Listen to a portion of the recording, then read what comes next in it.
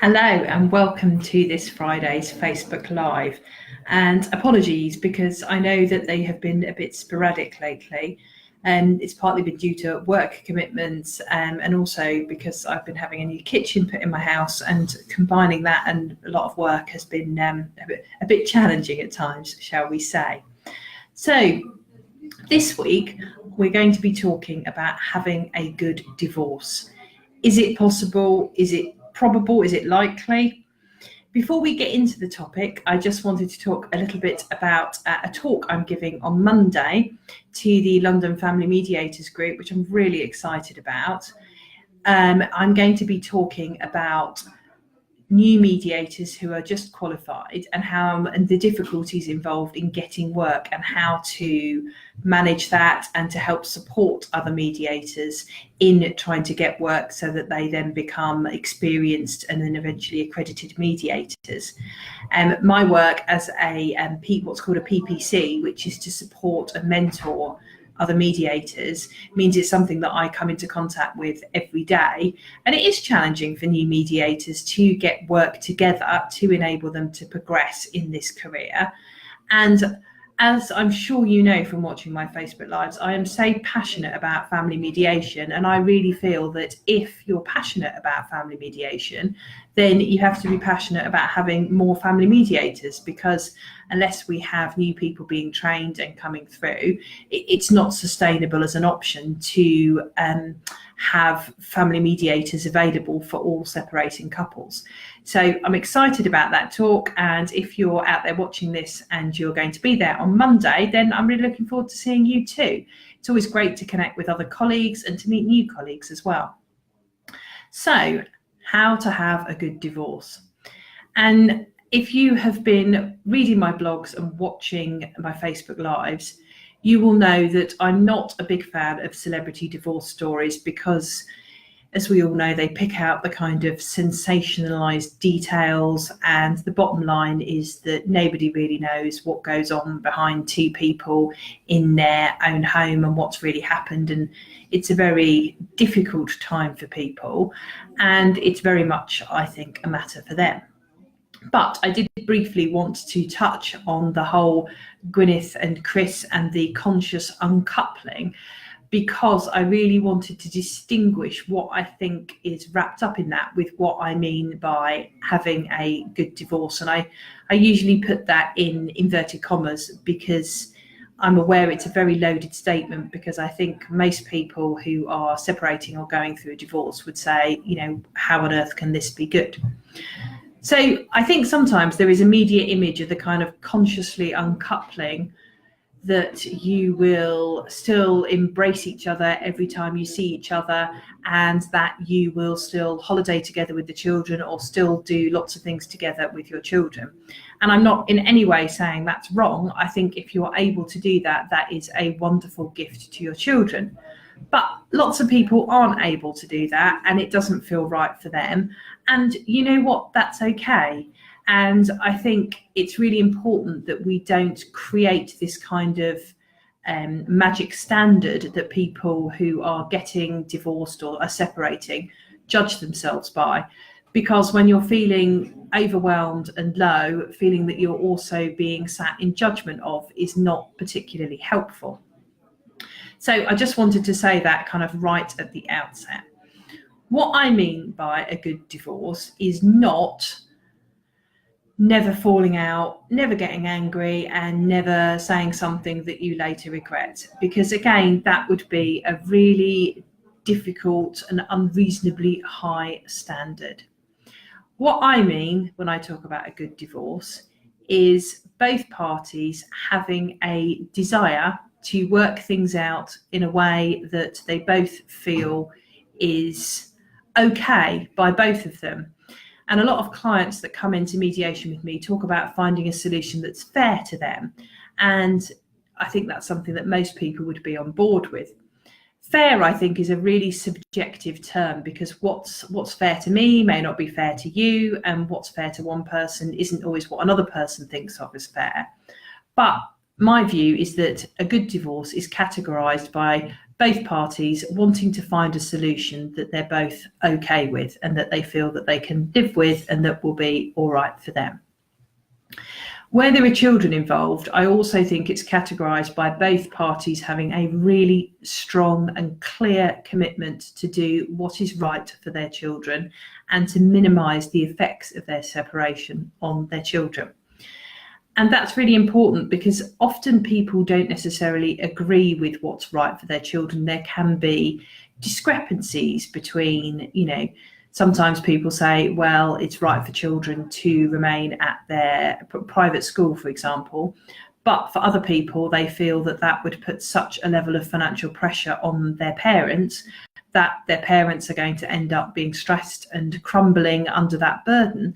And so that's actually not best for the children. It would be better for them to be supported to make a change. And that will then enable their parents to feel a bit less stretched financially, which will hopefully mean happier and calmer parents.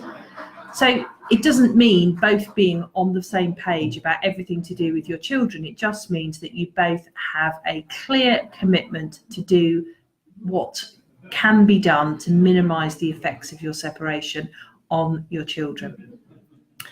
And I think another thing that categorises a good divorce that kind of comes into that is a willingness to see things from the other person's point of view. And I talk about this a lot, I know, but it's because I think it's really important. I see a real difference between those people that are prepared to listen and understand the other person's perspective and those people that will just shut down any kind of conversations. Being open to listening to someone and to understanding where they're coming from, what their view is, and I really mean what their viewpoint is, not just what you think they think, but really understanding what it is they're looking to achieve and what they think. And also what the driving force is behind that, because that can be a really powerful thing to understand. If you understand what's motivating someone, what their ultimate objective is, then it's much easier to be able to negotiate with them because you understand what it is that they're looking to achieve. So if you're prepared to listen and understand what the other person is trying to achieve and what their priorities are and what they're really looking for, then it often makes it an awful lot easier to find that compromise. And it doesn't mean that you have to agree with their viewpoint. You may think, I don't understand why they have to live in that area. That seems bonkers to me. They could move further away. But it's understanding what it is that makes them want to say, yeah, no, I really need to live in that area. That's really important to me.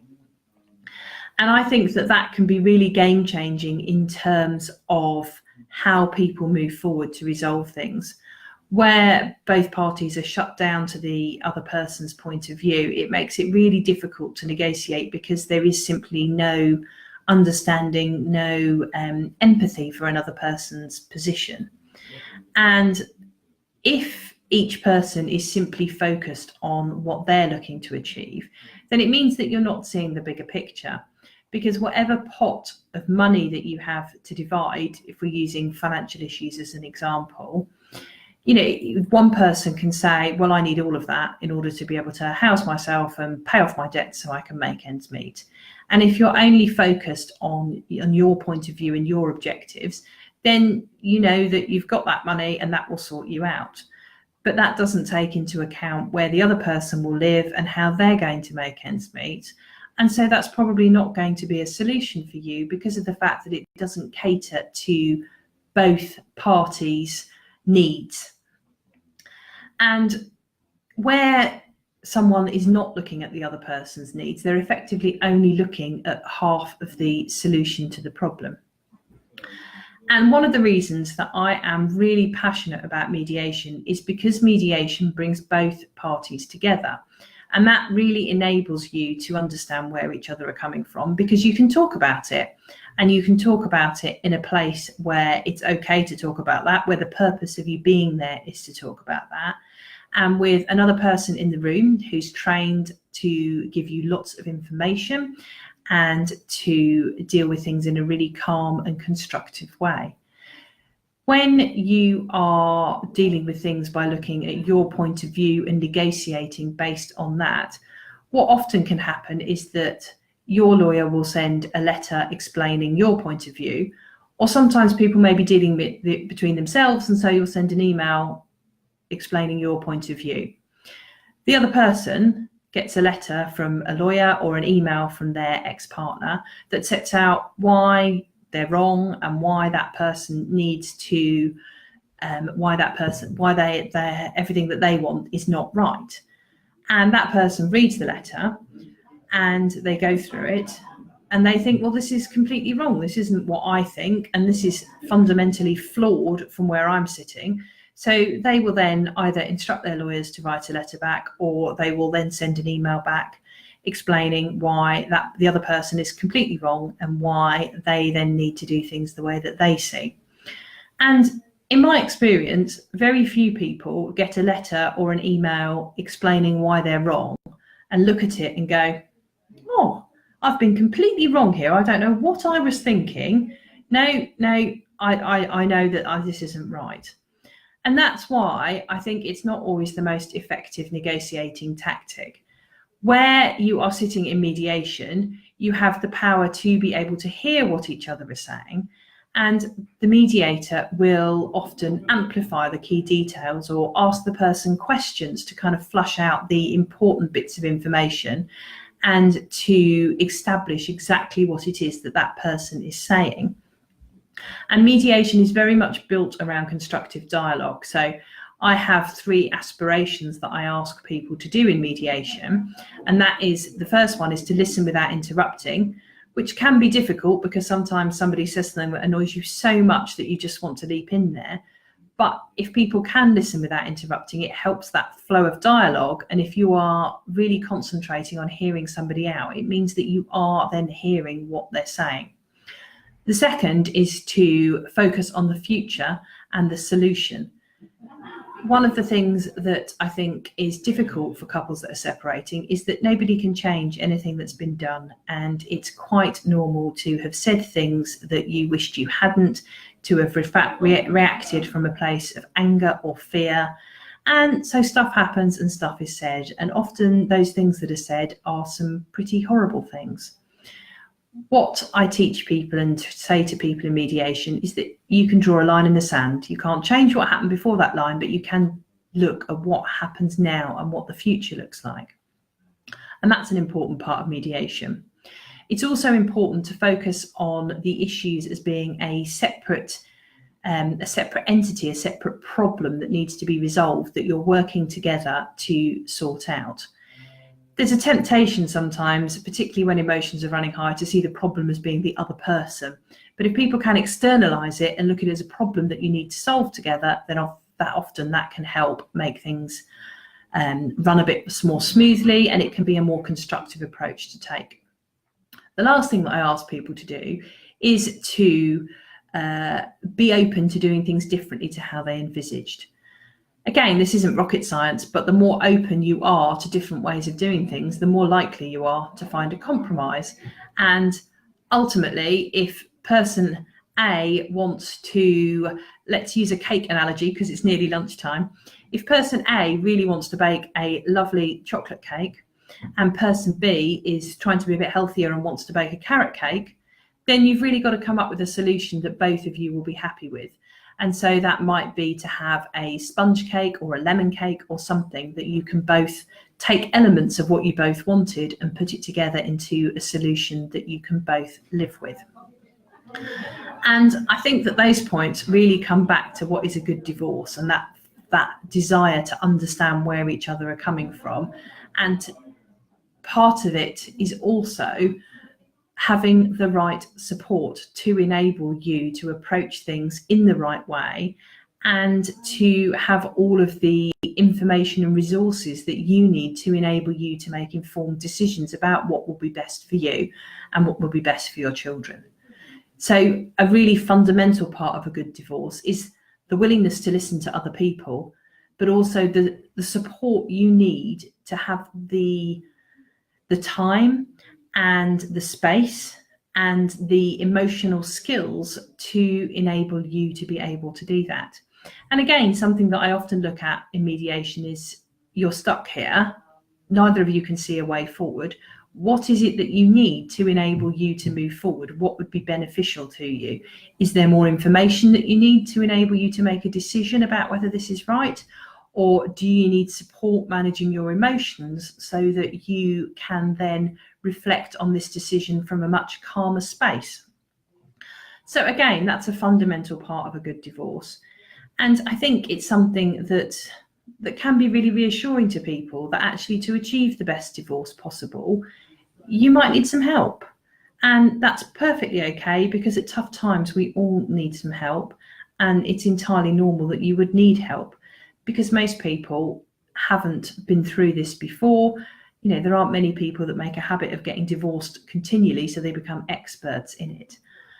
And knowing that you're not alone is a really important part of not feeling overwhelmed, because if we know we've got support, then you tend to feel less overwhelmed.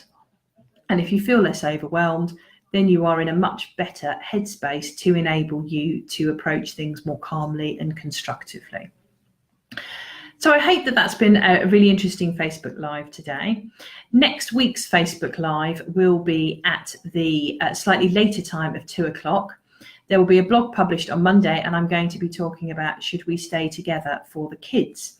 So look out for that blog coming on Monday, and the Facebook Live at 2 o'clock next Friday. If you feel it would be helpful for you to have the resources that I talk about and to help you manage your separation, then please sign up for our free mailing list. You can find that by going to bit.ly/LKW FamMed list. And if you're a professional that works with separating couples, then I have a separate list for you that gives you information you can share with your clients, but also gives you details of the training events that I'm running in 2019, and also the networking events that I am running, which are aimed at anybody who works either with couples or individuals who are separating, and is designed to get us all in the same room so that we can understand what jobs each other do and how we support clients. So that list for professionals is bit.ly/LKW FamMed sign up. Have a great weekend, everybody, and thanks for watching this Facebook Live.